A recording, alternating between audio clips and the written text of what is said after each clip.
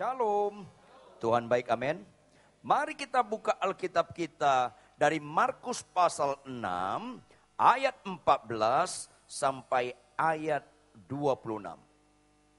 Markus pasal 6 ayat 14 sampai ayat 26.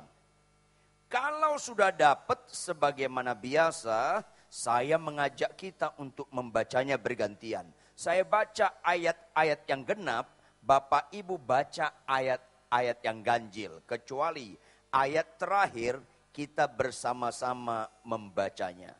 Yang sudah dapat dan mengerti instruksinya, katakan amin. Di bawah judul perikop tentang apa? Yohanes Pembaptis dibunuh. Kita bergantian. Saya mulai, Raja Herodes juga mendengar tentang Yesus. Sebab namanya sudah terkenal dan orang mengatakan Yohanes Pembaptis sudah bangkit dari antara orang mati. Dan itulah sebabnya kuasa-kuasa itu bekerja di dalam dia. Lanjut. Yang lain mengatakan dia itu Elia. Yang lain mengatakan dia itu seorang nabi sama seperti nabi-nabi yang dahulu. Waktu Herodes mendengar hal itu, ia berkata, bukan, dia itu Yohanes yang sudah kupenggal kepalanya dan yang bangkit lagi. Lanjut. Sebab memang Herodeslah yang menyuruh orang menangkap Yohanes dan membelenggunya di penjara berhubung dengan peristiwa Herodias, istri Filipus saudaranya, karena Herodes telah mengambilnya sebagai istri. Karena Yohanes pernah menegur Herodes, tidak halal engkau mengambil istri saudaramu. Karena itu Herodias menaruh dendam pada Yohanes dan bermaksud untuk membunuh dia, tetapi tidak dapat. Sebab Herodes segan akan Yohanes karena ia tahu bahwa Yohanes adalah orang yang benar dan suci. Jadi ia melindunginya. Tetapi apabila ia mendengarkan Yohanes, hatinya selalu terombang-ambing. Namun ia merasa senang juga mendengarkan dia. Akhirnya tiba juga kesempatan yang baik bagi Herodias ketika Herodes pada hari ulang tahunnya mengadakan perjamuan untuk membesar-besarnya perwira-perwiranya dan orang-orang terkemuka di Galilea. Pada waktu itu anak perempuan Herodias tampil lalu menari. Dan ia menyukakan hati Herodes dan tamu-tamunya. Raja berkata kepada gadis itu, minta daripadaku apa saja yang kau ingini, maka akan kuberikan kepadamu. Lalu bersumpah kepadanya, apa saja yang kau minta akan kuberikan kepadamu, sekalipun setengah dari kerajaanku. Anak itu pergi dan menanyakan ibunya, apa yang harus kuminta? Jawabnya, kepala Yohanes Pembaptis. Maka cepat-cepat ia pergi kepada raja dan meminta, aku mau supaya sekarang juga engkau berikan kepadaku kepala Yohanes Pembaptis di sebuah talam. Kita sama-sama, lalu sangat sedihlah hati raja. Tetapi karena sumpahnya dan karena tamu-tamunya, ya, Bapak Ibu saya mohon Anda konsentrasi sungguh dalam mendengarkan firman ini. Karena apa? Kita harus menjadi Kristen persis seperti yang Tuhan maksud. Katakan amin. Karena mayoritas orang Kristen, saya ulangi, mayoritas orang Kristen menjadi Kristen seperti yang masing-masing kita maksud. Itu bisa bahaya. Jadilah Kristen persis seperti yang Tuhan maksud. Karena supaya kita pengikut Kristus seperti yang dimaksud Yesus. Kebanyakan kita ikut Yesus seperti yang kita maksud. Lalu jujurlah, ayo Bapak Ibu jujurlah. Ada enggak orang Kristen percaya sama Yesus malas baca Alkitab? Ada enggak? Ada enggak? Kan serem. Halo, saya enggak bosan-bosan ingatkan Anda jelas-jelas enggak ikut Yesus kalau Anda enggak ada gairah bangun pagi baca Alkitab. Tolong tersinggung. Halo, kalau Anda jalan di Sudirman, jalan di Tamrin, jujur, lihat enggak gedung-gedung tinggi? Tolong jawab. Lihat enggak? Tahu enggak kekuatan gedung itu di mana? Pondasinya kelihatan enggak? Ayo dong Bapak Ibu, Kristen nggak boleh bodoh, cerdaslah. Kekuatan gedung yang kelihatan terletak di bangunan yang tidak kelihatan. Katakan amin. Gak ada alasan untuk gedung yang kelihatan kalau tanpa bangunan yang tidak kelihatan. Ayo dong. Kok orang Islam sembahyang subuh, orang Kristen ngorok semuanya. Kan serem nih. Halo, yang serius di mata Yesus, seriuslah di mata kita. Kalau Anda malas baca Alkitab, itu serius sekali mata Tuhan Yesus. Kalau Anda kena kanker, itu enggak serius. Saya ulangi, kalau Anda kena kanker, enggak serius. Karena enggak ada upah kanker adalah maut. Upah dosa adalah maut. Kalau Anda nggak taat sama firman Tuhan, malas baca Alkitab, itu dosa Bapak Ibu. Karena arti dosa adalah ketidaktaatan. Jangan kau makan buah itu, taati dong. Tapi kenapa kau makan? Kau berdosa, kau nggak taat. Jadi kalau ada bapak-bapak, saya nggak berzina, saya nggak menggelapkan pajak, saya tidak korupsi, bagus. Kamu kasar nggak sama istri? Saya tidak kasar sama istri. Baca Alkitab tiap hari nggak? Ya enggak sih, tetap aja lu berdosa. Ayo, kalau anak kena kanker senyum aja lah, ketawa aja lah. Karena kanker sama sehat sama-sama mati kok. Amin. Nggak rela muka lo. Ya. Halo, kalau Anda bangun pagi jam 4, kepagian ya? Oke lah. Bangun pagi jam 4:30, kepagian juga, kebangkitan lo. Anda bangun pagi jam 4:30, Anda keluar dari kamar tidur. Anda ambil Alkitab, Anda letakkan di ruang tamu. Anda berlutut, Anda menyembah Tuhan. Anda memuji nama Tuhan. Anda baca firman. Itu kerohanian yang gak kelihatan. Disitulah pondasinya Bapak Ibu. Karena kalau Anda bangun pagi baca Alkitab, Anda memuji nama Tuhan, gak dilihat orang. Itu lebih murni daripada kerohanian Anda yang kelihatan orang. Jangan pura-pura gak nyambung. Rata-rata ibadah hari Minggu, rata-rata ibadah hari Minggu bobotnya tebar pesona. Ya, khotbah kayak gini kurang populer, tapi inilah khotbah. Gak ada alasan kerohanian Anda kelihatan, kalau kerohanian yang tidak kelihatan gak kuat. Kuatlah dalam kerohanian yang tidak populer. Kuatlah dalam kerohanian yang tidak kelihatan. Tidak ada alasan gedung ini tinggi kelihatan kalau nggak ada punya pondasi. Nggak ada alasan. Kenapa gedung ini tinggi dan kelihatan? Menara MNS ini bisa tinggi dan kelihatan karena pondasinya dalam dan kuat. Katakan amin. Iya. Mana ada alasan saya khotbah di antara Anda? Mana ada alasan saya memuji nama Tuhan dalam ibadah? Kalau kerohanian yang nggak kelihatan nggak ada. Kalau Anda malas baca Alkitab, Anda menyembah Tuhan hari Minggu, itu munafik. Muka Nabi, pikiran kacau. Iya, dan pura-pura nggak nyambung. Iya. Saudara yang kekasih, marilah kita menjadi Kristen persis yang Tuhan maksud. Karena orang bisa kita bohongi. Tuhan mana bisa kita bohongi. Katakan amin. Tepuk tangan. Ya. Ini penting sekali saudara. Maka kita belajar hari ini. Sebagaimana tadi nyambung apa kata Pak Niko tadi. Menjadi umat yang layak di mata Tuhan. Ulangi. Menjadi umat yang iya. Ini penting sekali. Karena kebanyakan kita mencari kelayakan di mata orang. Tapi nggak layak di mata Tuhan. Ini bahaya. Saudara, konteks kebenaran ini dalam Markus pasal 6, Yesus sudah terkenal. Saat kejadian ini, Yohanes Pembaptis sudah mati. Ada kesamaan Yesus dengan Yohanes Pembaptis. Yaitu apa? Anda kalau teliti lebih dalam, perjanjian lama sampai perjanjian baru, ada 400 tahun Tuhan diam sama orang Yahudi. Gak mau ngomong. Karena orang Israel, orang Yahudi, tegar tengkuk, keras kepala. Tuhan tidak mau berbicara sama mereka. 400 tahun. Maka model rohaniwan saat itu, ahli Taurat, imam-imam, orang Farisi yang pintar mengajar tapi nggak pintar melakukan. Nongol Yohanes Pembaptis, dia ngomong sama tokoh-tokoh masyarakat yang dihormati ini. Hai ular beludak, berani menegur kebenaran. Yesus juga begitu. Ketika ahli Taurat, orang Farisi, imam-imam berlagak rohani, Yesus berkata, kalian kayak kuburan.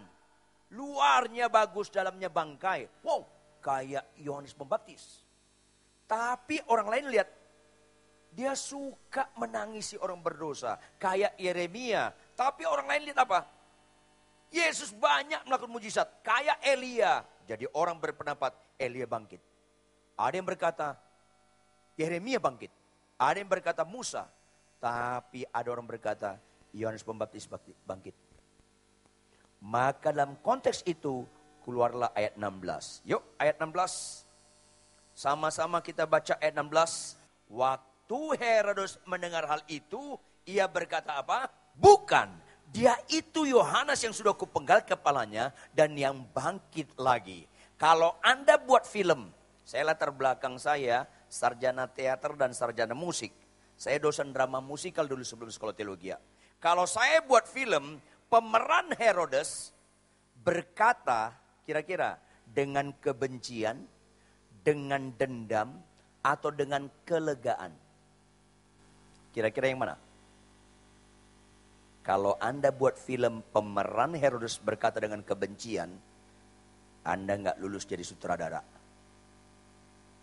Karena Herodes ngomong dengan kelegaan. Kenapa? Dia rasa bersalah Yohanes Pembaptis dibunuh. Kenapa? Karena nggak ada niat Herodes membunuh Yohanes Pembaptis. Yuk kita objektif menggali Alkitab supaya jangan kita ngarang-ngarang firman Tuhan.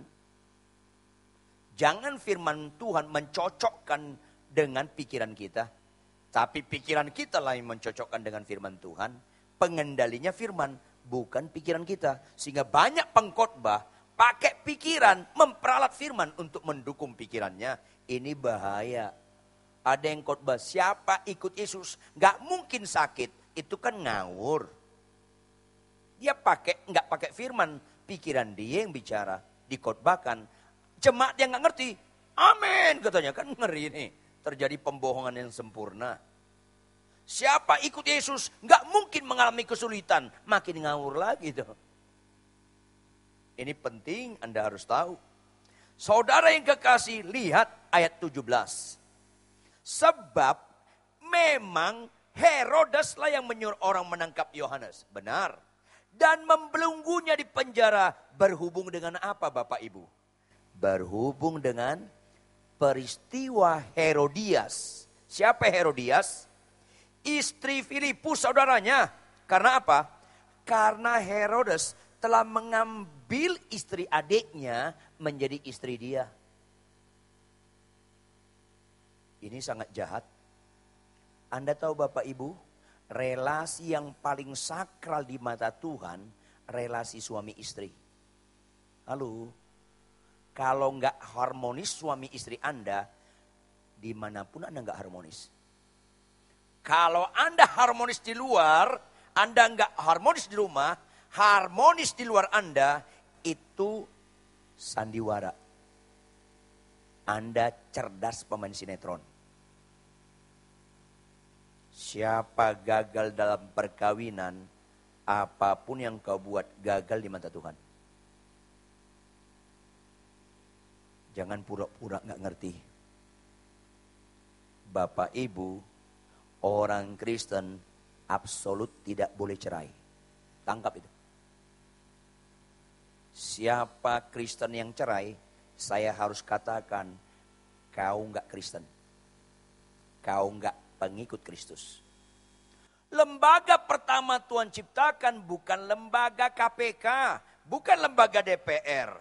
Bukan. Lembaga pertama Tuhan ciptakan lembaga perkawinan Bapak Ibu. Adam dan berapa Adamnya? Berapa Hawanya? Jangan pura-pura nggak ngerti. Jadi jangan buka cabang loh. Allah tidak pernah menciptakan Adam, Hawa, Melan, Rita, nggak ada tuh. Satu-satu. Makanya dalam diskusi keagamaan, suatu kali dengan tokoh-tokoh agama, saya mewakili Kristen. Tiba-tiba dari forum,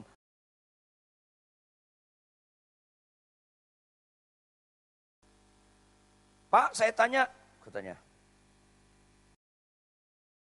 merestui kalau suami punya istri 2 dan 3? Iya, kata si spontan. Saya beri, enggak, saya bilang, enggak. Loh, Pak Pendeta jangan begitu, ini kan agama saya. Enggak, tetap saya bilang. Pak Ridwan jangan begitu dong. Enggak, tetap saya bilang. Saya spontan aja. Loh, Pak Ridwan kok gitu? Saya tanya, saya bilang sama mereka. Allah menciptakan manusia pertama siapa? Adam dan Hawa. Berapa Adamnya? Saya bilang. 1. Hawanya? 1. Dari sono, itu blueprintnya. Itu yang pertama. Satu-satu, jangan buka cabang loh. Amin. Tepuk tangan. Ya. Makanya sama Tuhan, relasi ini sangat sakral. Kata Tuhan apa? Apa yang dipertemukan oleh Allah, nggak boleh carikan manusia. Itu kebenaran. Karena kebenaran kekal, kebenaran nggak boleh dipengaruhi oleh kemajuan atau zaman. Nggak boleh. Ada pendeta ngomong sama saya, Pak Ridwan, mereka sudah nggak cocok, jadi biarkan aja mereka cerai. Nggak boleh, saya bilang. Loh, mereka udah nggak cocok. Cocok nggak cocok bukan ukuran mereka, ukuran Tuhan. Mana ada orang menikah langsung cocok, kecuali menikah dengan tiang listrik. Jangan pura-pura ngerti. Tidak boleh cerai. Halo, kalau 1 juta pendeta di bumi ini, 999.999 berkata boleh cerai, tetap saya bilang tidak boleh. Terbalik pun bumi ini tidak boleh cerai. Kalau ada di antara Anda niat cerai, tarik itu dan batalkan di pengadilan. Jangan, lanjut. Kalau Anda tetap niat cerai, saya harus katakan, terlalu sempurna iblis menggembalakan Anda. Jangan pura-pura nggak dengar khotbah ini. Kenapa firman ini diberitakan? Karena Tuhan sayang sama Anda. Nggak apa-apa. Berikutnya saya nggak diundang lagi, nggak apa-apa. Tapi kebenaran harus nyampe. Ini akhir zaman. Ya, siapapun istrimu, siapapun suamimu, bagaimanapun pencak silatnya, itu nggak pernah salah pilih. Kok nggak ada amin kalau khotbah gini ya? Melotot semua. Tapi kalau saya khotbah di Senayan, di mana, asal gereja besar saya khotbah, siapa sakit sembuh, amin. Keras sekali amin kalau untuk kesembuhan. Gereja dengan Gunung Kawi sekarang nggak ada beda loh. Iya, kalau untuk kesembuhan aminnya keras. Siapa yang nggak punya anak? Udah 8 tahun nggak punya anak, 12 tahun nggak punya anak, tahun ini kau punya anak, amin. Keras sekali untuk ini. Siapa ekonominya terganggu? Tahun ini kau akan dilimpahkan kekayaan. Amin. Keras sekali itu. Yang dicari dunia. Siapa istrinya tetap cerewet dan tetap cerewet. Tetaplah sayang sama istri, jangan kasar. Gak ada yang ngamen tuh. Diem semua. Malam sunyi senyap. Memang di gereja banyak suka kesembuhan. Banyak suka berkat. Tapi gak banyak suka kebenaran. Memang gak banyak orang Kristen, saudara. Banyak orang ke gereja gak identik dengan banyak pengikut Kristus. Enggak. Tuhan Yesus sendiri dengan kejujuran berkata, banyak yang terpanggil, sedikit yang terpilih. Karena di gereja banyak kesembuhan, banyak rindu berkat. Tapi gak banyak rindu kebenaran. Menyedihkan. Saudara yang kekasih, ini relasi sangat sakral. Diambil istri orang, istri adiknya. Ini sangat dahsyat jahatnya. Makanya lihat ayat 18. Lihat ayat 18. Tampilkan operator ayat 18. Sama-sama kita baca Bapak Ibu. Sama-sama kita baca. 1, 2, iya. Karena Yohanes pernah menegur Herodes. Apa?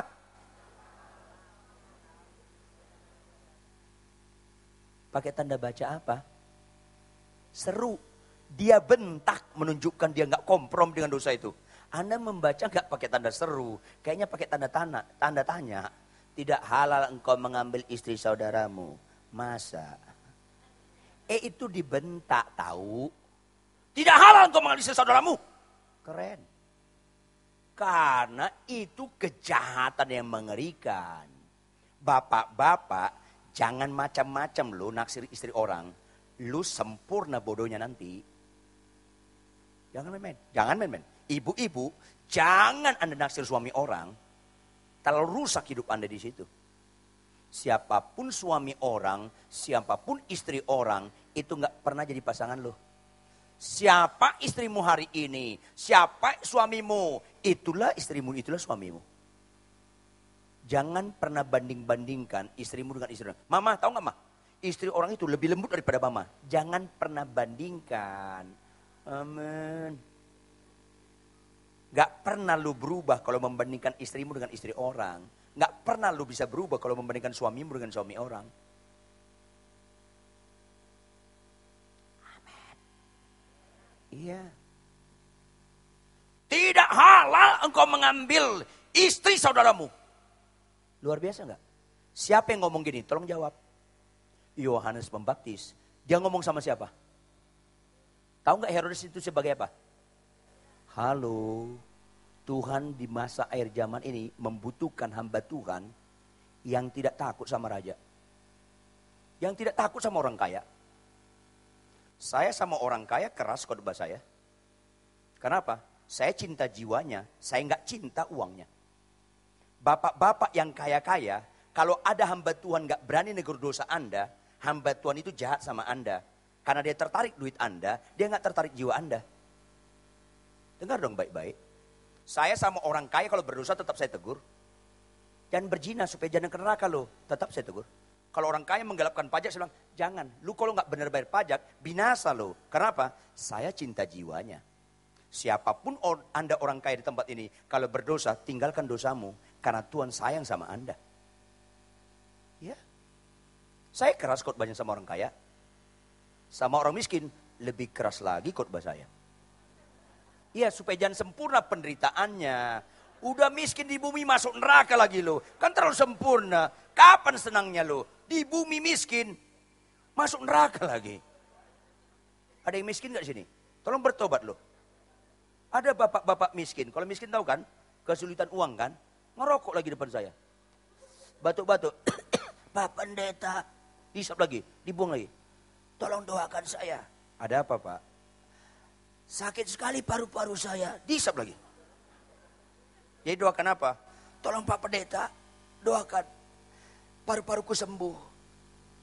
Ya berhenti dong ngerokok Pak, saya bilang. Saya nggak bisa Pak Pendeta. Nggak bisa berhenti merokok? Nggak bisa.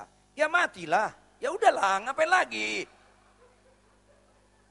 Masa kita bilang, biar kau ngerokok, kuasa Tuhan akan menyembuhkan engkau. Itu pendeta kesurupan itu namanya. Lu ketawa nyambung gak? Kalau gak nyambung juga capek saya khotbah. Bapak Ibu, Herodes ditegur dengan keras oleh Yohanes Pembaptis. Karena Yohanes sayang sama jiwanya. Bapak, ibu-ibu, kalau ada Anda salah, gak berani ditegur pendeta, Anda sedang dihina pendeta. Tangkap dong. Kenapa? Dia penjilat uang lo. Dia gak mencintai jiwa Anda. Ini akhir zaman dibutuhkan Yohanes Pembaptis masa kini sekarang ini. Makanya saya kaget ketika ada pendeta-pendeta mengadakan ucapan syukur pemenangan presiden yang lain. Saya bingung tuh. Kenapa ngawur begini? Tapi saya kaget banyak pendeta-pendeta terlalu memuji-muji Jokowi. Bingung juga saya. Saudara, saya ingatkan Anda. Bukan Jokowi pengharapan Anda. Bukan Prabowo pengharapan Anda. Yesus pengharapan Anda. Jadi jangan terlalu mengkultuskan Prabowo. Jangan terlalu mengkultuskan Jokowi. Sama bodohnya Anda kalau begitu. Kayaknya gak rela muka lo. Karena Jokowi bukan pengharapan kita. Yesus pengharapan kita. Jadi kalau Jokowi salah, tetap kita tegur. Apalagi dia bukan orang percaya sama Yesus. Tapi kalau dia benar, kita dukung dalam doa. Kalau nggak benar, tegur dia. Karena kita harus mengutamakan Yesus dari segala-galanya. Iya. Jangan sampai Anda suka sama seseorang, sampai Anda gak berani menegur kesalahannya. Silakan Anda suka Prabowo, silakan Anda suka Jokowi. Tapi saya kasih tahu Anda, bukan mereka pengharapan Anda. Yesus pengharapan Anda. Kalau pemilu berikutnya, presidennya Kristen, tetap gak nambah pengharapan kita Bapak Ibu. Apalagi presidennya Kristen, Batak, marganya sama-sama saya lagi. Huta Barat lagi, tetap gak nambah pengharapan saya. Karena pengharapan saya bukan sama dia. Atau sebaliknya, presiden berikutnya anti banget sama Kristen. Benci sama Kristen. Namanya, misalnya. Tetap gak kurang pengharapan saya. Tetap saya berkobar-kobar mengabarkan Injil. Karena pengharapan saya gak terletak sama dia. Yang kejam sama Kristen, gak berkurang pengharapan saya. Oleh karena itu, konsistenlah jadi Kristen. Jangan mengkultuskan individu-individu tertentu. Ini penting. Supaya kita melekat sama Tuhan. Bukan melekat sama ketua partai politik, orang kaya, melekat sama pejabat. Enggak. Kita melekat sama Yesus. Sehingga kita tetap menyatakan kebenaran dalam situasi dan kondisi bagaimanapun. Ya. Maka saudara yang kasih, Yohanes menegur, tidak halal engkau mengambil istri saudaramu. Ketika ditegur Herodes, sakit hati enggak Herodes? Tolong jawab. Dendam enggak dia? Niat membunuh Herodes enggak? Tidak. Ini penting sekali supaya kita melihat secara objektif. Apa kata firman itu kita percaya, bukan apa kata perasaan. Ayat 19, apa itu? Karena itu, apa yang terjadi? Herodias menaruh dendam pada Yohanes dan bermaksud untuk membunuh dia. Tetapi, jadi siapa yang dendam? Herodias. Siapa yang sakit hati? Herodias. Siapa yang niat membunuh? Herodias, bukan Herodes. Berarti ketika kita meneliti yang dalam, Herodias ini punya mental Tante Potifar. Tahu Tante Potifar? Nenek moyang Tante Girang. Herodias ini kegenitan orangnya. Dia yang menggoda Herodes. Kenapa? Filipus saudara Herodes gak kaya-kaya banget. Gak ada jabatannya. Dia tertarik sama Herodes karena kaya dan jabatannya raja. Dia goda Herodes. Maka Herodes ambil Herodias, istri adiknya jadi istrinya. Maka ketika ditegur, yang dendam Herodias. Yang sakit hati Herodias. Kalau perempuan dendam lebih ngeri daripada pria. Dengar baik-baik. Karena perempuan lebih mengutamakan perasaan. Dendam itu bicara perasaan. Saya dulu dosen di teologi di I3 Batu Malang. Paling sulit masalah di mana? Di asrama putri. Asrama putra kalau berkelahi, didamaikan gampang. Asrama putri kalau berantem, waduh kadang-kadang sampai kedatangan Tuhan yang kedua kali baru selesai. Makanya bapak-bapak, bagaimanapun istrimu, jangan sakiti hatinya. Bagaimanapun. Kalau udah sakit hatinya, serem. Dendamnya berkepanjangan. Makanya gak ada Adam nafsu. Yang ada hawa nafsu. Jangan pura-pura gak nyambung loh. Iya, hawa nafsu serem. Makanya bapak-bapak jangan Anda di rumah gampang marah. Itu bapak-bapak itu namanya Anda gak jelas ke bapak Anda. Kekuatan seorang bapak di ketenangan, di kesabaran, di penuh pengertian. Kalau Anda ngomel-ngomel, lebih cerewet Anda dari istri Anda, saya sarankan Anda pakai rok. Pria itu kuat di mana? Di ketenangan, di kesabaran. Makanya selalu saya nggak bosan-bosan. Kalau istrimu kurang hemat berkata-kata, tahu kurang hemat, boros. Kalau istrimu ngomel-ngomel, tatap aja dia. Jangan buka mulut, bilang sama Tuhan, Tuhan, sungguh aku nggak salah pilih dengan orang ini Tuhan. Itu aja. Marah lagi dia. Bilang sama Tuhan, Tuhan, energik banget istriku ini. Sehat dia Tuhan. Gak usah ketawa, amin gitulah. Marah lagi dia, bilang sama Tuhan, Tuhan biarkan dia solo karir. Aku gak tertarik duet. Ya, halo, kemungkinan istri saya, si Homilin, itu nggak punya istri itu, manusia langka itu. Gak ada duanya di dunia itu, harus dilestarikan. Kemungkinan istri saya lebih cerewet daripada ibu-ibu di sini. Kemungkinan. Istri saya itu sarjana teknik kimia, kacamatanya 1, kimia. Ya. Akhirnya istri saya kan saya sudah pernah ceritakan beberapa tahun di tempat ini. Istri saya itu super sangat bersih sekali banget. Rumah kami dipel 5 kali 1 hari. Iya. Kalau Anda kurang kerjaan datang ke rumah saya, cari lemari manapun. Anda pilih lemari manapun, geser rame-rame. Terus letakkan tangan Anda di lantai di bawah lemari. Bekas di bawah lemari tadi. Letakkan, gosok. Saya jamin di rumah saya nggak ada debu. Nggak ada debu di rumah saya. Atau Anda cari tangga, Anda naik, Anda lihat AC, Anda giniin atasnya. Nggak ada debu di rumah saya. Makanya di rumah saya 2 yang menderita. Saya dan debu. Pak Herman jangan gitu ketawanya Pak. Tersinggung peranakan saya. Kok saya menderita ketawa Pak. Piring nggak boleh dicuci pembantu Bapak Ibu. Piring di rumah kami hanya istri saya yang boleh cuci. 1 piring lama banget nyucinya. Garpu tusukannya 4, dicuci 1 persatu. Kayak diukir ulang. Setelah dicuci, dibilas. Setelah dibilas, semua piring sendok garpu direndam pakai air panas. Itu istri saya. Setelah direndam, kemudian diambil penjepit, diambil.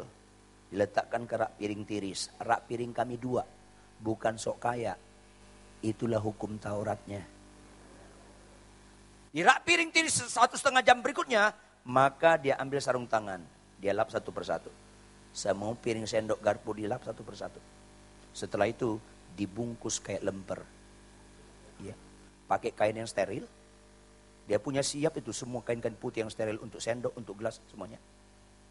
Setelah kalau mau makan, dikeluarkan dari bungkusan, disiram lagi pakai air panas. Saya bilang sama istri saya dulu saya bilang, "Ma, saya ini dosen teologi, saya ini pendeta, saya hafal doa Bapa kami. Jauhkanlah kami dari pencobaan. Kalau begini bersihnya, kau dekatin aku dengan pencobaan. Gua makan di luar, mencret." Lu jangan ketawa, ini penderitaan. Kalau kami nginap di hotel bintang berapa saja, kayak orang bego saya. Begitu kami dapat kunci kamar, kami dibuka, saya dengan koper di luar dulu. Istri saya dalam. Bisa nyakitin loh. Bisa hampir 2 jam. Saya di luar nunggu. Itu pegawai adalah, "Pak, ada yang dibantu?" Enggak, lewat aja lu. Setengah jam lagi, "Pak, lu lewat aja." Istri saya pel itu kamar. Kalau pakai karpet, dia minta penyedot, dia sedot lagi. Semuanya. Kamar mandi, dia sikat semuanya. Bathtub, kloset, semuanya disikat. Dia bawa sikat dari rumah, dia bawa sabun khusus dari rumah. Itulah istri saya. Sedikit pun saya nggak niat ganti. Iya. Kemungkinan istri saya lebih cerewet dari Anda ibu-ibu. Kemungkinan loh. Tapi nggak ada kemungkinan cerewet dia punya kemampuan mengurangi sayang saya sama dia. Cius. Gitulah. Lu makin cerewet, gue makin sayang. Lu makin cerewet, gue makin sayang. Karena sayang lebih kuat daripada cerewet. Maka cerewet yang harus kalah, bukan sayang yang kalah. Katakan amin. Ya, saudara yang kekasih, Herodias yang marah, yang sakit hati, yang dendam. Dan bermaksud membunuh Yohanes Pembaptis. Ayat 20, perhatikan ayat 20. Kenapa Herodias nggak bisa membunuh Yohanes Pembaptis? Ayat 20. Sebab Herodes segan akan Yohanes Karena ia tahu bahwa Yohanes adalah konglomerat. Begitu enggak? Ketua partai politik. Begitu enggak? Enggak. Herodes tahu bahwa Yohanes adalah orang yang benar dan suci. Jadi apa? Tangkap dong. Herodes segan sama Yohanes Pembaptis karena dia orang benar dan orang suci. Bapak, Ibu, jadilah Kristen yang segan sama orang benar dan orang suci. Minimal, lu sama dengan Herodes. Tapi lu gak segan sama orang benar, lu gak segan sama orang suci, lu lebih jelek dari Herodes. Tangkap dong. Lu segan sama orang kaya, lu segan sama pejabat tinggi, tapi gak segan sama orang benar, lu lebih jelek dari Herodes. Tangkap dong. Berarti objektif lah, ada positif dalam Herodes. Dia segan sama orang benar dan orang suci. Ada positifnya. Yohanes kaya enggak? Sederhana. Dia pernah makan di Sizzler enggak? Di Kinotaki? Enggak pernah. Makanannya apa? Belalang. Lu doyan enggak? Ntar gue gorengin. Sederhana dia. Dia pernah nginap di hotel bintang 5 enggak? Enggak. Hotel bintang 3? Enggak. Dia nginap di hotel bintang 1000. Di padang gurun dia nginap. Itu langit ribuan tuh bintangnya. Herodes punya mental di atas rata-rata orang Kristen, Bapak Ibu. Serius lah jadi Kristen. Ya, maka berikutnya perhatikan baik-baik.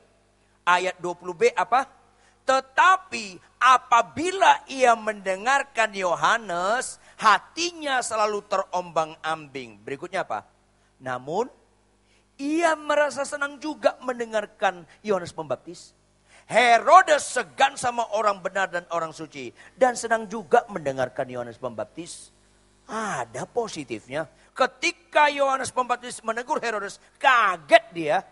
Tapi lama tidak, benar juga sih. Bapak Ibu, sejahat-jahatnya orang, entah kaya atau miskin, tegur dosanya. Walaupun dia gak terima saat itu, lama-lama dia renungkan, benar juga sih. Halo, jangan Anda bermanis-manis di mulut, sementara Anda, teman Anda, tahu dosanya, Anda gak berani. Ada seorang sangat kaya, saya gak perlu sebut namanya, di Indonesia ini. Dia punya istri simpanan, saya bilang, Anda mau bertobat gak? Kalau enggak Anda pindah sama masuk neraka, saya bilang. Saya tegur. Apa dia bilang? Pak Pendeta, jangan begitu dong kerasnya. Loh kenapa? Pendeta-pendeta lain enggak begitu sama saya. Apa katanya, saya bilang? Pak, tahu Bapak punya istri simpanan? Saya bilang, saya tahu. Jahat enggak itu? Jahat. Oke, kalau gitu pelan-pelan bertobatlah. Saya bilang, ngawur tuh orang. Pelan-pelan bertobat. Kalau nanti malam lu mati kemana lo? Pendeta macam apa bilang orang pelan-pelan bertobat? Kalau lu berzina, berhenti hari ini juga. Ya Pak Pendeta, kalau saya 1 bulan 20 kali berzina, ya dikurangin jadi 5. Jangan dikurangi kalau gituan. Halo, sukalah sama kebenaran. Ini penting sekali. Herodes punya mental di atas rata-rata orang Kristen. Dia segan sama orang benar. Dia segan sama orang suci. Dia suka mendengarkan firman Tuhan walaupun agak keras. Tapi sampai limit tertentu Bapak Ibu, yang positif ini tidak berbuah kebenaran. Karena apa? Tuhan tidak suka Anda segan dengan orang benar. Tuhan suka Anda menjadi orang benar. Tuhan gak suka Anda segan sama orang suci. Dia suka Anda orang suci. Tuhan gak suka Anda melihat suka mendengarkan firman Tuhan. Tuhan suka Anda menjadi pelaku firman. Karena sama Tuhan, orang yang berbahagia bukan orang sakit kankernya sembuh. Sama Tuhan, orang yang berbahagia bukan makin kaya dan makin kaya engkau. Sama Tuhan, orang yang berbahagia adalah orang yang mendengarkan firman Tuhan serta itu Alkitabmu. Kebanyakan orang Kristen standarnya di bawah Herodes. kalaupun ada orang Kristen segan sama orang benar, segan sama orang suci, tapi nggak mau jadi benar, nggak mau jadi suci, tetap aja anti klimaks loh. Apa? Kita persingkat ayat 21. Akhirnya dipersingkat ceritanya. Tiba juga kesempatan yang baik bagi Herodias. Ketika Herodes pada hari ulang tahunnya mengadakan perjamuan untuk pembesar-pembesarnya, perwira-perwiranya, dan orang-orang terkemuka di Galilea. Pada waktu itu anak perempuan Herodias tampil lalu menari. Dan apa katanya? Ia menyukakan hati Herodes. Bahasa aslinya kesukaannya itu sangat suka sekali. Yang membuat kesukaannya itu mengendalikan Herodes. Yang membuat Herodes berkata, minta daripadaku apa saja yang kau ingini, maka akan kuberikan kepadamu. Bapak Ibu, saya ingatkan Anda, jangan dikendalikan oleh kesukaan Anda. Karena iblis datang dari kesukaan kita, Bapak Ibu. Anda suka maintenance, silakan. Tapi jangan Anda maintenance sehingga Anda berhalang ke gereja. Pak Pendeta Ridwan, sorry minggu ini saya nggak gereja. Kenapa? Teman-teman alumni saya UGM datang, kami mau maintenance besok. Tetap ke gereja. Oh, tetap ke gereja. Silakan Anda punya kesukaan. Tapi jangan menjadi penghalang Anda untuk menomorsatukan Tuhan. Halo, Tuhan Yesus tidak pernah jadi Tuhan Anda dan saya kalau dia tidak nomor satu dalam diri hidup kita. Selama dia nggak nomor satu, Anda nggak bertuhankan Yesus, Bapak Ibu. Yesus itu sempurna, katakan amin. Maka wajar dia cemburu adanya. Kok ada yang kau bandingkan sesuatu mempunyai daya tarik lebih tinggi dari aku, kata Tuhan. Kok lu lebih tertarik golf daripada ke gereja? Ada apa lu ini? Kok lu lebih tertarik kepada tenis daripada aku, ke Tuhan? Mana lebih ganteng Yesus daripada? Mana lebih baik? Mana lebih kekal? Kan bingung. Maka saya katakan Anda, kalau ada di antara kita lebih tertarik pada sesuatu daripada Yesus, maafkan saya, terlalu sempurna bodoh Anda. Tangkap itu. Yesus yang termanis buat jiwaku. Berikutnya. Buat jiwa. Berikutnya. Buat jiwaku. Yesus yang termanis buat jiwaku. Kalimat penutup.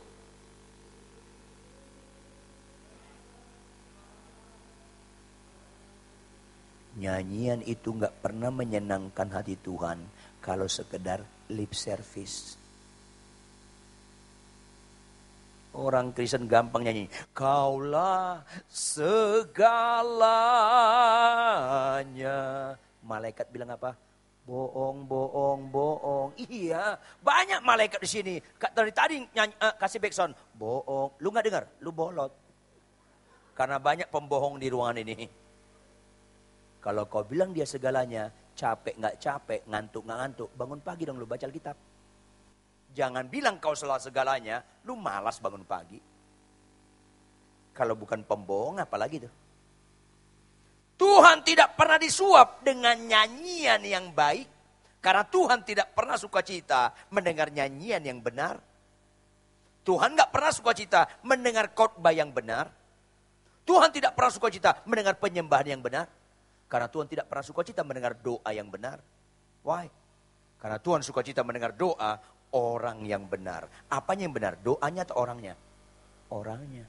Tuhan sukacita mendengar khotbah orang yang benar. Tuhan sukacita mendengar nyanyian orang yang benar. Tuhan sukacita mendengar penyembahan orang yang benar, Bapak Ibu. Ubah mindset Anda. Ya, maka anti klimaks. Akhirnya kejebak. Apa saja yang kau minta akan kuberikan kepadamu. Sekalipun setengah dari kerajaanku. Katanya pada ayat 23. Kejebak. Iblis menggoda Hawa dari kesukaannya. Hawa lihat buah itu. Kelihatan enak kan? Mulai dari kesukaan. Mulai dari kesukaan. Anda silakan suka dengan hobi. Suka masak, silakan. Tapi jangan suka Anda terhadap hobi olahraga, hobi masak, membuat Yesus nomor 2. Yang paling mengerikan, ada orang suka dosa, itu lebih ngeri lagi. Ada orang kalau nggak berzina, rasanya nggak enak, nggak ngawur. Ada orang dikendalikan oleh narkoba, ada orang dikendalikan oleh situs porno, ada orang dikendalikan oleh rentenir. Stoplah Bapak Ibu. Iblis nomor 1 bagi Anda kalau Anda suka terhadap dosa-dosa tertentu. Jangan punya dosa favorit atau apapun itu namanya. Ya, ada bapak-bapak bilang, Pak Rituan maaf ya Pak, kenapa? Minggu ini saya nggak ke gereja. Loh kenapa? Ini Argentina lawan siapa waktu itu ya? Bola Piala Dunia, tetap ke gereja. Pak, saya suka sekali sama Lionel Messi, tetap lu ke gereja. Lu nggak ada hubungan famili sama Lionel Messi kan? Bodoh sekali-sekali boleh, tapi jangan terlalu sempurna bodohnya. Lu nggak ada hubungan famili. Lionel Messi pun nggak pernah kenal lo. Ketemu lo sama dia, dia memalingkan muka ke lo juga enggak. Lionel Messi nggak pernah menyipratkan dolarnya kepada lo. Nggak ada hak Lionel Messi nomor 1 dalam hidup lo. Kalau Yesus, dia kenal lo. Dia bukan nyipratin darah, dia curahkan darahnya untuk lo. Bapak Ibu, jangan Anda nggak ke gereja karena ada aktivitas lain. Jangan Anda nggak ke gereja karena ada aktivitas lain. Jangan. Tetap ke gereja. Apapun yang terjadi. Itu Kristen. Capek nggak capek. Tetap bangun pagi baca Alkitab. Itu Kristen Bapak Ibu. Supaya ada alasan Anda memuji Yesus ketika ibadah minggu. Kalau tanpa itu. Nggak ada alasan Anda memuji nama Tuhan. Nggak ada. Nggak ada dasarnya. Oleh karena itu saudara kekasih. Kejebak dia dengan kesukaannya. Anda punya kesukaan apa? Tetap itu harus nomor 2. Yesus nomor 1. Karena Yesus menjadi Tuhan bagi diri kita. Sepanjang dia nomor 1 dalam hidup kita. Tanpa dia nomor 1. Gak mungkin dia Tuhan lo. Wajar dia nomor 1. Karena dia sempurna. Dia maha kuasa. Dia maha suci. Dia pencipta alam semesta. Dia nomor 1. Bukan hobi kita nomor 1. Jadi jemaat, bukan kebetulan Anda di ruangan ini. Karena Tuhan sayang sama Anda. Apapun kegiatan Anda, jangan tinggalkan ke gereja. Pak Pendeta maaf, teman-teman saya datang. Famili saya juga datang dari Medan. Jadi kenapa? Saya nggak gereja, kami mau jalan-jalan. Tetap ke gereja. Iya. Kenapa firman ini diberitakan buat Anda? Karena Tuhan sayang sama Anda. Supaya jangan apa? Bagian terakhir. Anak itu pergi dan menanyakan ibunya. Apa yang harus kuminta ibu? Jawab ibunya apa? Kepala Yohanes Pembaptis. Ini dosa ISIS nih. Bener gak? Ini biang dosa ISIS dari sini. Jadi ISIS itu cucunya Herodias tuh. Kepala Yohanes Pembaptis. Ayat 25. Ini Herodias dikuasai setan. Anaknya pun perempuan dikuasai setan. Apa katanya ayat 25? Maka cepat-cepat ia pergi kepada raja. Dan meminta dengan kalimat pertama apa? Aku mau. Bapak Ibu, jangan jadi Kristen bicara aku mau. Gak boleh. Udahlah Pak, kasihlah istrimu. Saya mengasihi dia.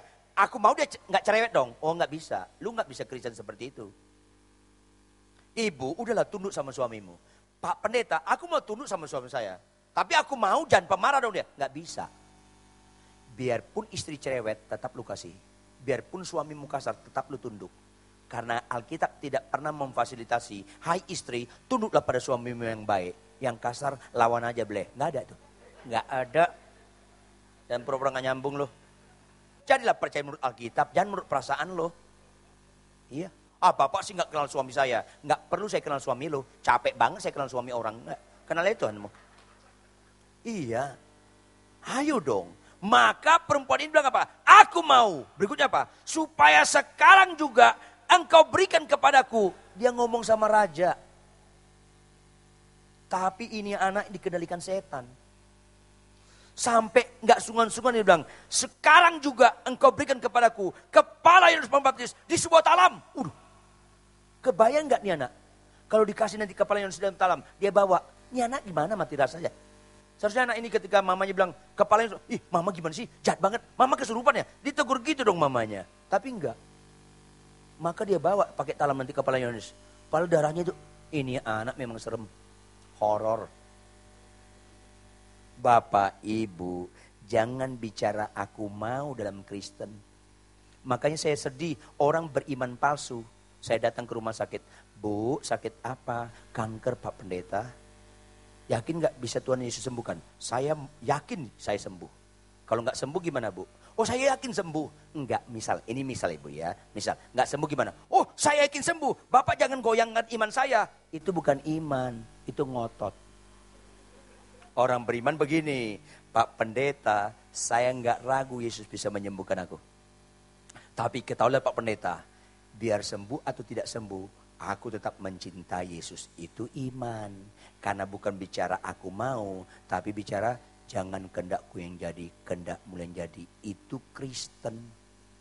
Kalau mobilmu dipepet orang, jangan bicara aku mau, Anda pepet balik. Kan sakit loh itu. Kalau dipepet, Tuhan mau apa? Balaslah kejahatan kebaikan. Rem, biar dia duluan. Paling kepotong 4 meter. Kenapa lu kiamat lokal? Susah orang Kristen. Makanya saya bilang jangan lihat orang Kristen ketika di gereja. Lihat orang Kristen ketika jalan raya. Kristen tadi. Bapak-bapak, ibu-ibu, kalau Anda naik motor, jangan pernah lawan arah. Apapun yang terjadi. Habis Pak, muternya 700 meter. Di sini lewat sedikit 5 meter. Itu bicara aku mau. Bukan Tuhan mau. Setialah perkara yang kecil. Katakan amin. Tepuk tangan. Iyalah. Ngapain Anda masuk gereja keluar gereja, masuk gereja keluar gereja, bukan bicara Tuhan mau, tetap bicara aku mau, kan ngawur. Aku mau Tuhan, aku bangun kesiangan, Tuhan mau gimana? Aku mau Tuhan hari ini aku nggak baca Alkitab, Tuhan mau gimana?